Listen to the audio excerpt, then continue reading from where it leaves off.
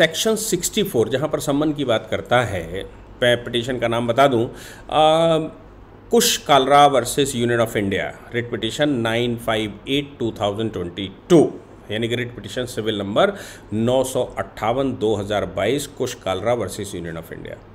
इसमें ये क्लेम किया गया कि महिलाओं को इनइक्वल माना गया, उनको सबऑर्डिनेट माना गया पुरुषों के, जबकि भारत में हम इक्वलिटी बिफोर लॉ की बात करते हैं, महिला सशक्तिकरण की बात करते हैं, महिलाओं को सामने लाने की बात करते हैं।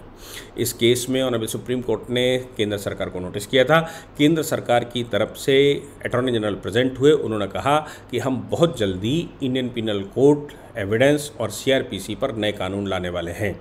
ऐसा अमित शाह जी भी ऑनरेबल सुप्रीम कोर्ट में बोल चुके, वो राज्यसभा में बोल चुके हैं, बीइंग ए होम मिनिस्टर, कि हम इस पर नए कानून ला रहे हैं। हालांकि ये कहा गया कि सन 2020 में 2018 में इसको लेकर एक कमेटी बनाई गई जो नेशनल लॉ यूनिवर्सिटी दिल्ली के रजिस्ट्रार, वाइस चांसलर या उनमें से कुछ लोगों को इकट्ठा करके, कुछ प्रोफेसर्स को इकट्ठा करके वो बनाई गई थी, और ये कहा गया था कि आप इस पर रिकमेंडेशन करें।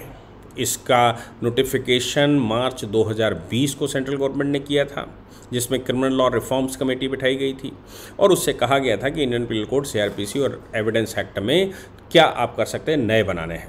इसमें उनके अलावा Mahesh Jethmalani ji, JP Thareja ji, former district and session जज जो जीपी थरेजा जी हैं, और इसके अलावा प्रोफेसर्स उसमें हुआ करते थे। उनकी रिकमेंडेशंस 2022 में उन्होंने आपसे वो मांगा कि भाई किसी के पास सजेशंस हो, तो पर फरवरी 2022 तक सजेशंस मांगे गए थे। मेरी उम्मीद है कि भारत में पहली बात तो ये है कि लोगों को पता ही नहीं लगा होगा कि इस प्रकार की कोई कमेटी बैठी हुई है, और सजेशन देने वाले तो हमारे यहाँ होते नहीं हैं। हमारे यहाँ सजेशंस हवा में दे सकते हैं, लिखित सजेशन कोई नहीं देता। हमको दिन में 10-20 मेल्स आते हैं जो ये कहते हैं सर, मेल मतलब ईमेल, जिसमें कहा जाता है ऐसा नहीं ऐसा होना चाहिए। मैंने कभी उनसे पूछा कि इस पर कोई ड्राफ्ट बना कर दीजिए, कोई आपका डिटेल्ड डॉक्यूमेंट आपके पास हो, कोई रिसर्च वर्क हो दीजिए।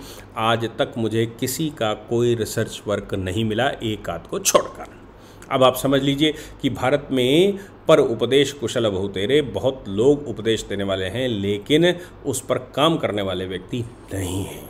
ये हमारे यहाँ की समस्या है। इसलिए मुझे उम्मीद है कि इन 3 कानूनों में जो संशोधन की बात कही गई होगी, उसमें भारत में तो सजेशंस बहुत कम, नॉमिनल कहीं आ गए हों तो आ गए हों, और इतना मुझे विश्वास है कि जब तक सजेशंस नहीं आएंगे, जब तक इसमें हाँ ये बात ज़रूर है कि मुझे इस बात का इल्म है कि हमारे यहाँ जो पब्लिक प्रोसिक्यूटर्स थे, उन पब्लिक प्रोसिक्यूटर्स से सजेशंस मांगे गए थे बाकायदा लिखित रूप में, लेकिन उनको अलग अलग पोर्शन दे दिया गया था कि आपको इस विषय पर देने हैं, जबकि उनके अनुभव बहुत सारे दूसरे भी हो सकते थे। तो वो भी मुझे लगता है डिफंक्टेड, मतलब पूर्ण रूप से जैसा होना चाहिए वैसे सजेशंस नहीं दिए गए थे या नहीं मांगे गए थे।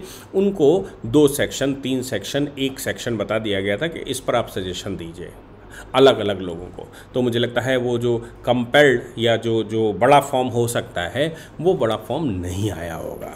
हाँ, ये ज़रूर कहा गया था कि ये ज़रूर कहा सुप्रीम कोर्ट के सामने जो पिटीशन है कि सेक्शन 64 जो ये कहता है कि सीआरपीसी में अगर कोई सम्मन किया जाता है तो घर में कोई मेल मेंबर उसको रिसीव कर सकता है, मेल एडल्ट मेंबर, फीमेल्स नहीं कर सकती। ये जो लोग जो लोग कॉम्पिटिशन का एग्ज़ाम देते हैं उनको भी पता है कि फीमेल्स को इनएलिजिबल माना गया है उस मामले में जहाँ पर क्रिमिनल सम्मन हो।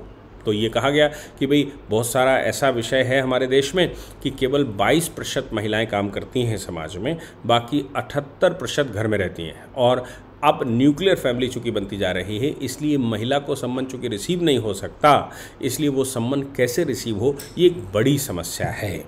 और अब ऑनरेबल चीफ जस्टिस ने इस बात पर इस बात को कंसिडर किया है कि क्या महिलाएं भारत में इनएलिजिबल हैं। तो अटॉर्नी जनरल ने कहा कि नहीं साहब, नया हम एक्ट ला रहे हैं, और उन नए एक्टों में हम ये सारी चीज़ें जो अब आउटडेटेड हो चुके हैं उन सबको कंसिडर करेंगे। मुझे लगता है कि हमें भी अगर अभी भी सजेशंस हमारे पास कुछ रहते हैं तो हमको उनको होम मिनिस्ट्री को दे देने चाहिए, उस कमेटी को दे देने चाहिए। NLU Delhi, national law university Delhi के हाथ में इस समय वो है कि वो उस पर काम कर रहे हैं।